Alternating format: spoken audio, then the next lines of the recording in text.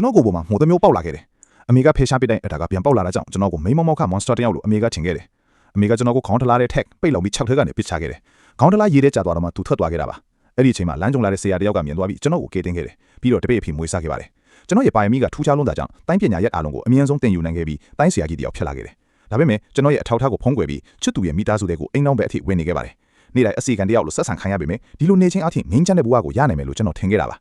ဒါပေမဲ့တနေ့မှတော့အဲ့ဒီမိသားစုရဲ့ရန်သူတွေကလာရောက်ဆင်ချောကြတယ်သူတို့ရဲ့ကြောက်စရာကောင်းတဲ့ခွန်းအားကြောင့်မိသားစုဝင်တွေဟာကြောက်ရွံ့တုန်လှုပ်ကုန်ကြတယ်ကျွန်တော်ဇနီးကကျွန်တော်ကိုမထိခိုက်စေချင်တာကြောင့်ရက်ဆက်တဲ့ပုံစံမျိုးဟန်ဆောင်ပြီးအထူအပိုးတွေအမြန်ဖင်ခိုင်းပြီးကျွန်တော်ကိုမောင်းထုတ်ခဲ့ပါတယ်အဲ့ဒီအချိန်မှာပဲရန်သူကကျွန်တော်ရဲ့အကိုဖြစ်သူကိုအနံ့ယူလိုက်ပြီးကျွန်တော်တို့ကိုရဲရဲတင်းတင်းရန်ဆလာပါတော့တယ်အဲ့ဒီအချိန်မှာတော့ကျွန်တော်ရဲ့ခဲအိုဖြစ်သူကမိသားစုရဲ့မျှော်လင့်ချက်ဖြစ်လာခဲ့ပါတယ်တပည့်တွေအားလုံးကသူ့ကိုအားပေးခဲ့ကြပေမဲ့ပါရမီရှင်လို့အမိခံထားတဲ့သူဟာရန်သူလက်ထက်မှာအလွယ်တကူရှုံးနိမ့်သွားခဲ့တယ်ရောက်ခမဖြစ်သူကဒေါသတကြီးနဲ့ရန်သူကိုတိုက်ခိုက်ခဲ့ပေမဲ့ဆရာတယောက်ကတားဆီးခြင်းကိုခံလိုက်ရပြီးသူ့ဘာအရေးနှိမ့်သွားခဲ့ပါတယ်ရန်သူရဲ့ဆွမ်းအားကကြောက်စရာကောင်းလုံးတာကြောင့်မိသားစုအားလုံးစိတ်ပြက်အားငယ်သွားကြတယ်ရန်သူကရောက်ခမဖြစ်သူကိုစပ်ပြီးဖိအားပေးနေတော့မှပဲကျွန်တော်ဇနီးကအချိန်မီရောက်လာပြီးရန်သူကိုပြန်တိုက်ထုတ်ခဲ့ပါတယ်သူတို့ကကျွန်တော်ကိုမတွေ့တော့တာနဲ့လူကြောက်လို့လှောင်ပြောင်းကြတယ်ကျွန်တော်ဇနီးကတော့ပြက်ပြက်တတ်တာပဲပြန်လဲတွန့်ပြန်နေပါတယ်ရန်သူတွေကအယံသွားတာထွက်သွားပါတယ်ဒါပေမဲ့တိုက်ခိုက်ကြည့်တဲ့အခါမှာတော့ကျွန်တော်ဇနီးကလည်းတော်တော်လေးအစွမ်းထက်တာကိုသူတို့သိသွားကြပါတယ်မိသားစုဝင်တွေလည်းချက်ချင်းပဲမျှော်လင့်ချက်ပြန်ရှိလာခဲ့ကြပါတယ်ဒါဟာရန်သူကအစွမ်းကုန်အတုံးမပြုတ်သေးဘူးဆိုတာကိုသူတို့မသိကြလို့ပါရန်သူကအစွမ်းကုန်အားစိုက်ပြီးတိုက်ခိုက်လိုက်တဲ့အခါမှာတော့ကျွန်တော်ဇနီးဟာမိသားစုရဲ့ဂုဏ်သိက္ခာကိုမကာကွယ်နိုင်တော့ပဲချက်ချင်းကြရှုံးသွားခဲ့ရပါတယ်သူကတော့အရှုံးမပေးပါဘူး